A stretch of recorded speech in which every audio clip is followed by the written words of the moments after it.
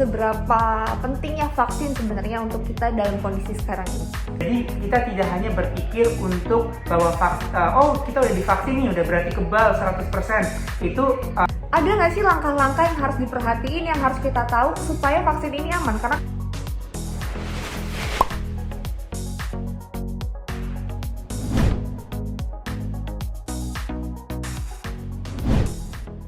Hai guys, welcome back to Diary yang Vita sama Dina. Halo. Maaf ya agak mendadak ini ngevlognya. Dokter, ini kan kayak banyak banget kayak yang sekarang digalakan vaksin ya. Vaksin harus dan itu bisa membantu banget. Nah, sebelum kita ngobrolin sebenarnya apa aja yang harus dilakuin untuk vaksin. Nah, ini aku mau tahu dulu seberapa pentingnya vaksin sebenarnya untuk kita dalam kondisi sekarang ini.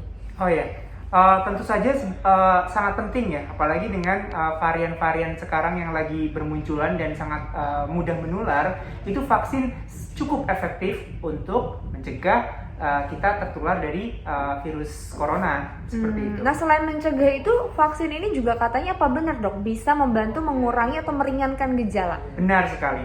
Jadi kita tidak hanya berpikir untuk bahwa kita udah divaksin nih, udah berarti kebal 100%. Itu bukan seperti itu sekarang pemikirannya, tetapi seenggaknya setelah kita divaksin kita nggak lebih parah nanti ketika kita terinfeksi. Itu yang terutama sekarang kita galakan seperti itu.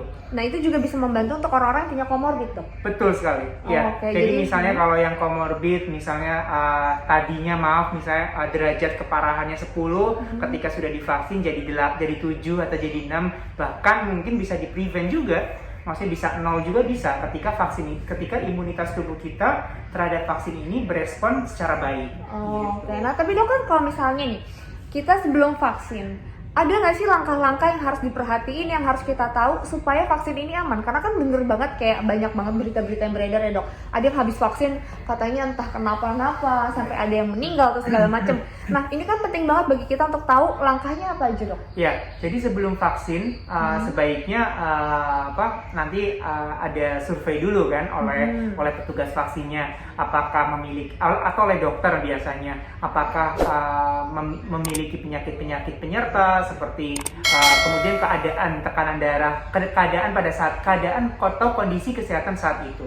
Jadi kondisi kesehatan saat mau divaksin itu seperti apa? Misalnya tekanan darahnya harus nggak boleh lebih dari 180, kemudian tidak dalam lagi keadaan alergi berat ya, misalnya. Kemudian yang ketiganya adalah misalnya nggak lagi demam atau nggak lagi sakit, itu sangat dihindari. Oh, berarti harus periksa pertama tensi darah dulu Ya, harus normal. betul. Kemudian nanti ada poin-poin nanti yang ditanyakan pada orang yang mau divaksin oleh dokter seperti itu. Biasanya nanti ada poin, kalau misalnya poinnya kurang dari sekian berarti belum layak untuk mendapatkan vaksin di hari itu. Oke. Nah, orang-orang yang masih sebaiknya ditunda dulu vaksinnya itu emang apa aja sih dok? Sebenarnya banyak ya bukan banyak, ada beberapa memang yang harus ditunda, seperti yang tadi dalam keadaan sakit, kemudian pada orang-orang yang memiliki status imunitas yang cukup rendah ya, pada orang-orang yang sedang melakukan misalnya kemoterapi, cancer, sama orang yang memiliki autoimun.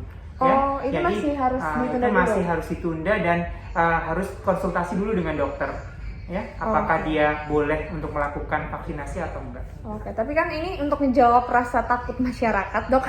Katanya takut divaksin banyak efek samping lah, terus ada ininya. Itu gimana tuh dokter sebenarnya?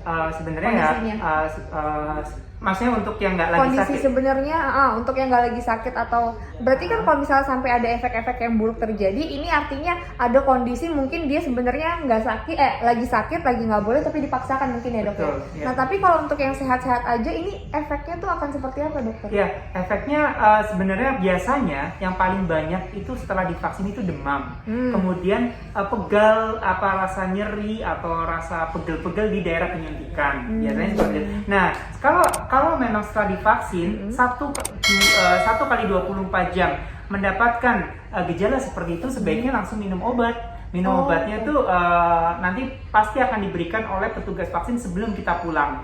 Ya, jadi biasanya diberikan obat-obatan analgetik atau pereda rasa nyeri, atau misalnya obat-obatan penurun panas atau antipiretik. Itu biasanya kita Oh. berikan untuk sebagai bekal pada orang-orang yang sudah divaksin. Tapi ketika itu nanti berlanjut, misalnya di hari kedua, di hari ketiga masih ada, sebaiknya harus menelpon atau harus menghubungi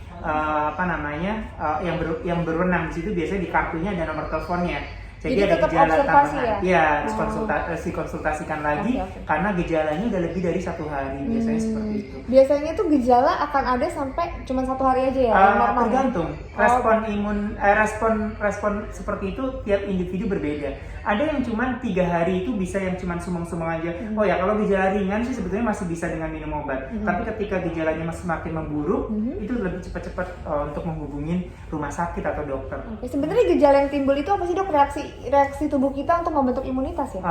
Atau- Gejala itu maksudnya menandakan sampai- apa gitu? menandakan Nah, apa? Oh. Ya, ada memang satu karena pertama adalah karena respon sistem kekebalan tubuh kita atau respon imun kita terhadap vaksin tersebut. Ya, artinya apa? Vaksin itu bekerja. Artinya apa? Tubuh kita juga merespon ya. atau membentuk suatu imunitas. Tapi kalaupun tidak terasa juga tidak menandakan bahwa itu tidak terbentuk. Itu Oke. juga nggak cuman karena tadi mungkin berlebihan sehingga tubuh kita nggak bisa mentoleransi, akhirnya sedikit demam, itu wajar. Kemudian yang kedua biasanya